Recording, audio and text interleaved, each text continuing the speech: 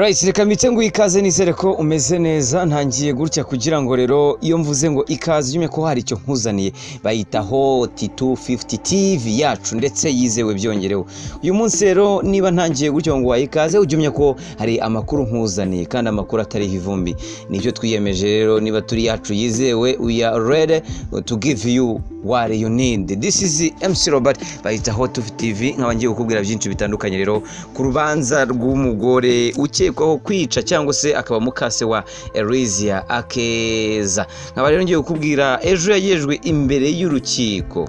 Havugiwemo iki? Mukanza Rushimana ukekwaho uruhare mu rupfu rwa Akeza yasabiye kuburana afunze. Ubushinjacyaha bwasabiye uyu nguyu mukase wa Akeza yagufungwa iminsi 30 mu gihe agikurikiranyweho uruhare mu rupfu rwa Akeza Elizia. Ni mwiburanisha ryatangijwe n'urukiko rw'ibanze mu rw'ibanze rwa Kicukiro kuri uyu wa 27 Mutarama 2022. Inkuru y'urupfu rwa Akeza w'imyaka 5 wamenyekanye ubwo yasubiragamo indirimbo ya Meddy yitwa Maivo yatangajwe kuwa 14 Mutarama 2022 yasanzwe mu kidomoro cy'amazi. Ku itariki 18 urwego rw'ubugenzacyaha RIB rwatangaje ko rutaye muri yombi uyu mukase wa Akeza ndetse na Nirere Dative akaba ari umukozi wo mu rugo kuko iperereza ryagaragaje ko hari impamvu zikomeye zituma hakekwa ko bashobora kuba bafite uruhare mu rupfu rw'uyu mwana. Ubwo bagezwaga imbere y'urukiko bwa mbere mu gitondo cyo kuri uyu wa kane ubushinjacyaha bwagaragaje ko ibimenyetso bituma bukeka ko Mukanza Rushimana ari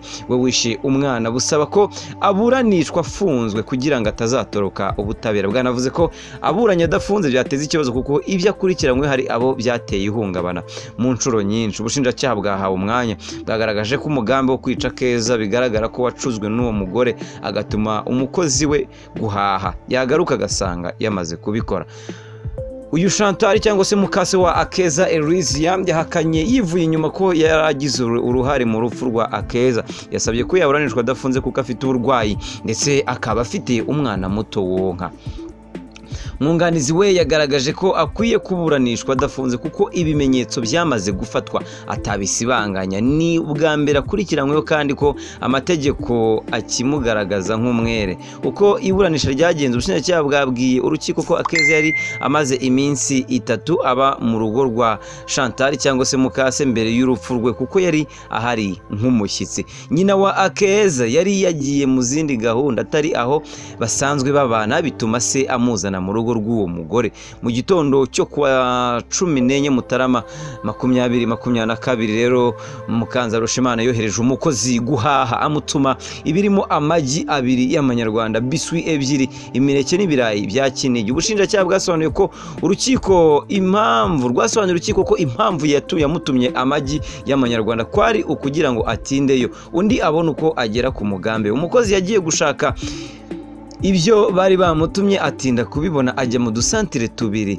Abatanga buhamya basobanuye ko umukozi yatumwe amagi y'amanyarwanda kugira ngo atindeyo kuko kuyabona bitari byoroshye. Hashingiwe ku rugendo yakoze rwamutwaye byibura nk'isaha n'igice ku buryo icyaha Mukanza Rushimana yari yagiteguye akagikora umukozi adahari ngo abe yatabara. Ubushinjacyaha kandi bwavuze ko yagarutse nyuma y'isaha akigera mu rugo Mukanza Rushimana ahita arusohoka maragenda kuko bahuriye mu muryango w'igipangu, umwe yinjira undi asohoka. Umwana rero wa Mukanza Rushimana cyangwa se mukase wa Elizia Akeza we yari muto cyane kuri Akeza, yarimo kurira amukurikira, hanyuma umukozi aramuterura amusubisa mu rugo, nyina aragenda. Nyuma yaho umukozi yagiye gushaka amazi ngo yoze uwo mwana wariraga kuko yari yanduje, agiye kuyashakira mu kidomoro nibwo yasanze Akeza arimo yarohamye. Yagarutse atabaza, yahise ahamagara nyirabuja nawe ahamagara se w'umwana, babwira n'abandi. Perereza ryahise ritangira. Mukanza Rushimana ahakana kugira uruhare mu rupfu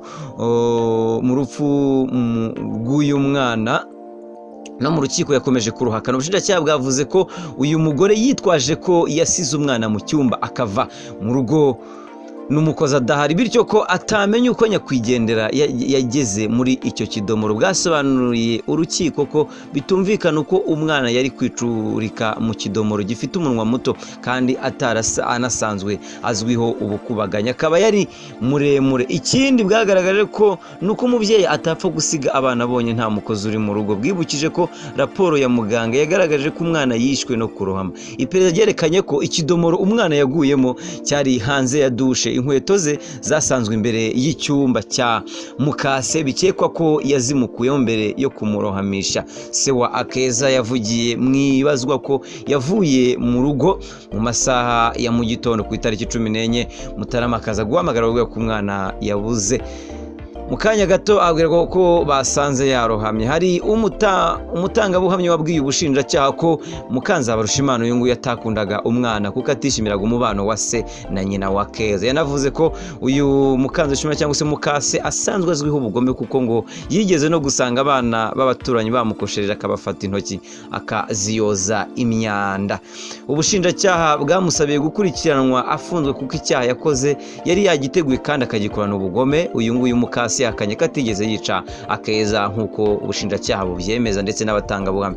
Ubwo yitabaga urukiko, uyu mukase yavuze ko ku itariki 10 Mutarama yagiye gusangira na Keza n'umwana we nka saa 3 za mu gitondo, ngo uyu mwana nta bushake yari afite bwo kurya ku buryo mu ijoro mu ijoro ryabanje bari banahamagaye nyina bamubaza ibiryo akunda ku buryo babimushakira. Nyuma yo kubona ko atari kurya andi mafunguro, ngo nibwo Mukanzabarushimana yasabye umukozi kujya kumugurira amagi y'amanyarwanda, biswi, imineke n'ibirayi bya Kinigi. Ngo umukozi yagarutse Mukanzabarushimana arangije kwitegura agiye kwa muganga kuko yari arwaye igifu, kandi na se wa Keza yari azi ko iyo gahunda ihari. Yasobanuye ko yasohotse mu rupangu Akeza ari mu cyumba cye, naho uwo mwana we wari umukurikiye umukozi akamuterura akamusubira nayo amuha biswi. Yemeye ko bahuriye mu muryango w'igipangu, amubwira ko yaha umwana biswi ikindi akayijyanira Keza. Yavuze ko avugana n'umukozi Akeza yari mu cyumba cye, ngo yahise atega moto ajya kwivuriza kwa Nyirinkwaya.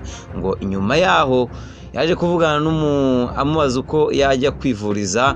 Yakomeje anavuga ko ageze kwa Nyirinkwaya yibutse ko hari umuntu bafitanye gahunda yo kunyura mu rugo amuzaniye amafaranga kandi atasize abibwiye umukozi. Yahamagaye umukozi inshuro 3 titaba telefone, yahise ahamagara undi muntu wakundaga kugera hafi aho mu rugo amusaba ko yamubwirira umukozi iby'uwo muntu azana amafaranga. Yongeye guhamagara umukozi yumva ntahari, ahita amwihamagara amumenyesha ko Akeza yabuze. Undi nawe ahita ahamagara umugabo we. Nyuma yaho umukozi yongeye guhamagara amumenyesha ko asanze Akeza mu kidomoro cy'amazi. Mukanzabarushimana yabwiye umukozi ngo amukuremo mwambike, undi nawe afate imodoka ze bamujyane kwa muganga. Yabonye imodoka imutwara agenda ahamagara umugabo we bahuriyeyo, ngo yabonye imodoka imutwara agenda ahamagara n'umugabo we ngo bahurireyo. Yageze mu rugo ahasanga abagabo babiri atazi, nyuma n'umugabo we ataraza. Umucamanza abaje Mukanzabarushimana uko atekereza umwana yaba yarageze muri icyo kidomoro kandi nta kintu yari akurikiranyemo ndetse ari muremure. Avuga ko nawe yabyibajije ariko ubusanzwe umwana yakubagana. Yashimangiye ko Akeza yapfuye amaze iminsi 3 muri urwo rugo. Umucamanza yabaje Mukanzabarushimana icyuko abatangabuhamya bavuze ko yangaga abana umugabo we yabyaye ahandi. Asubiza ko yashakanye nawe asanzwe azi ko abafite, bityo ko atabanga. Yavuze ko Akeza we yari asanzwe anaza muri urugo akongera agasubira hamwe na nyina nta kibazo. Umucamanza yabajije Mukanzabarushimana ibyo gusiragiza umukozi yari yatumye kugira ngo atindeyo. Ahakana ko atigeze amusaba kujya mu dusantere tubiri kandi ko yumvaga amagi y'amanyarwanda ariyo meza kuri Akeza kurusha inkoko zindi. Kucyo kuba umukozi yarabuze umwana akamuhamagara ntabiha agaciro, agakomeza kuvuga ko shakisha hose yabihakanye nabyo.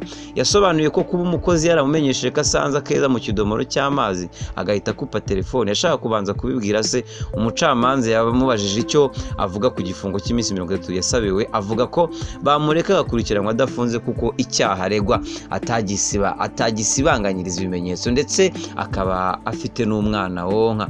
Ibyo kuyoresha abana umwanda yabihakanye. Urukiko avuga ko ari ari ubwa mbere abyumvise. Umwunganizi uyu wa Mukase wa Keza urukiko wasabiye Mukase yabwiye urukiko ko ubushinjacyaha bwavuze ibimenyetso igihe cyabyo kitaragera.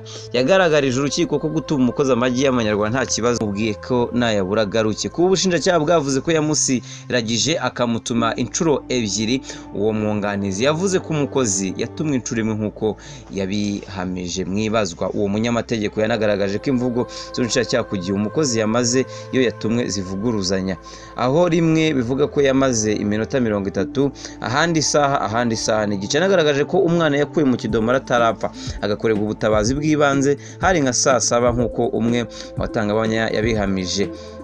Nyamara ubushinjacyaha bwo bwavuze ko umwana yasanzwe mu kidomoro yapfuye kandi imbere ya saa 6. Umucamanza yabajije Nzabarushimana niba uko yabibonye atekereza ko umwana yiroshyemo cyangwa yaba yararoshywe undi ntiyahita asubiza mu buryo butaziguye. Umunyamategeko umwunganira yavuze ko kuba ibimenyetso bya gihanga bitagaragaje ko umwana yaroshywe kandi n'abatangabuhamya ntibavugiye, hagomba kubaho guteganya ko yaba yariroshyemo cyangwa akaba yararoshyemo n'undi muntu ushobora kuba ari umujura wari uvuye ahandi. Yagaragaje ko kwica ari umugambi wo gutegurwa ku buryo muri iyo minsi 3 Keza yamaze utari kuba wanogejwe neza. Ikindi nuko Keza yari yaje mu rugo byumvikanyweho nta gahato ku buryo Nzabarushimana cyangwa se uyu Mukase atari bumwice, kandi yaje amushaka. Icyo kuba umugabo we yarasuye nyina wa Keza yataha bakarwana, uwo mwunganizi yavuze ko nta rwango yari afitiye mukeba, ahubwo ari ifuhe risanzwe. Uwo munyamategeko yavuze ko mu gihe uwo yunganira kiri umwere yaburana adafunze, hanakurikijwe ko impamvu zikomeye zatuma aburana afunzwe. Icyakora yibukije ko urukiko rwa nyakwigendera igikwiye mu bushishozi bwarwo. Umucamanza yabajije uwo munyamategeko impamvu atanga yatuma uyu Mukase adatoroka nk'uko ubushinjacyaha bubivuga, asubiza ko ari ubwa mbere akurikiranyweho kandi nta gipimo bufite n'ibihamya by'uko yatoroka.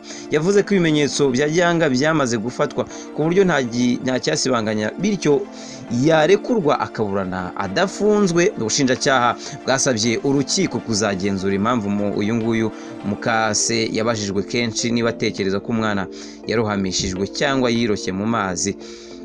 Ntabivugeho byeruye. Byavuze ko kandi impamvu zo kuba afite uburwayi zitahabwa inshingiro kuko anafunze yakomeza kwitabwaho n'abaganga nk'ibisanzwe. Ku cyo kuba afite umwana, ubushinjacyaha bwavuze ko yacutse kandi ari kumwe na se, ndetse hakaba hari n'imiryango yamwitaho. Bwanagaragaje ko icyaha yakoze cyahungabanyije bamwe mu buryo kumureka akaburana yidegembya bidakwiye. Urukiko rwavuze ko ruzasomwa umwanzuro kwifungwa n'ifungurwa ry'agateganyo ku itariki 2 Gashyantare umwaka wa 2022 saa 9 z'amanywa. Ngayo nguko cyane ni ukurubanza rwari rwifashe rwa uyu nguyu Mukase wa Elizia Akeza. Ngayo nguko duhe ibitekerezo, tubwire se ukurikije ibyo umushinjacyaha ndetse n'unganira Mukase wa Akeza bari gutangaza uri kubyumva ute? Jya muri comment usige comment yawe. Imana ibarinde, komeza ugumane natwe utubwire what is going on, niki wifuza gishyashya komeza kuguhereza. Ndabakunda cyane, Imana ikomeze ibarinde.